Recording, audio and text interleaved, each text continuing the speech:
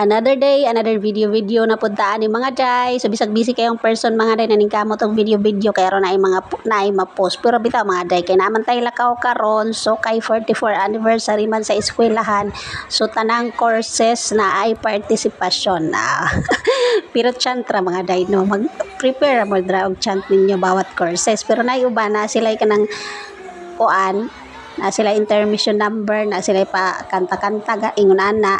So kami kaya ang mga walang partisipasyon magchantra mo tanang courses. So on the spot mga day bahalag nagkamamo kay nahuman ra man pod. So laban gihapon ta diha mga day bahalag on the spot. Pero binta lang yun mga day kay narata sa likod di rata makita sa camera. So diri day mga day no mo pay pag-uli nato mag alas 8 na ni mga day. Oh loy kay ako nabilin mga day oh. Kay wala pa ni panihapon niya pag abot na ako diri ngit-ngit na kay ang iyang palibot ngit-ngit kay ang balay kay syempre alas 12 ta mulakaw alas 12 ta mulakaw lisod pod pag abri na ta nagsuga nga say pa man kaayo. So iniguli na ako ngit-ngit na kano loy kay ang nabilin ako na raw. Wala na panihapon mao musugat dayon kay gigutom na siguro. So same biya pod may mga day no. Same ta walay panihapon mao magagwanta ta ani.